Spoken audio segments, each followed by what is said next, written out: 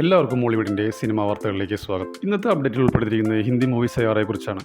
നവാഗതനായ ആഹാൻ പാണ്ഡെയെ നായകനാക്കി മോഹിത് സൂരി സംവിധാനം ചെയ്ത സിനിമയാണ് സയ്യാറ. ഇതൊരു റൊമാൻറ്റിക് മൂവിയാണ്. അതോടൊപ്പം സംഗീതത്തിനും പ്രാധാന്യം നൽകുന്നു. ഇത് നിർമ്മിച്ചിരിക്കുന്നത് യാഷ്രാജ് ഫിലിംസ് ആണ്. ഏറ്റവും പുതിയ റിപ്പോർട്ടുകൾ പ്രകാരം അന്താരാഷ്ട്ര വിപണിയിൽ നിന്നും 2025 ഏറ്റവും കൂടുതൽ കളക്ഷൻ നേടിയ ബോളിവുഡ് ചിത്രമായി സയ്യാറ. വിക്കി കൗശലും രശ്മിക മന്ദാനയും പ്രധാന വേഷത്തിലെത്തിയ ചാവയുടെ അന്താരാഷ്ട്ര വിപണിയിൽ നിന്ന് നേടിയത് 91 കോടി രൂപയായിരുന്നു.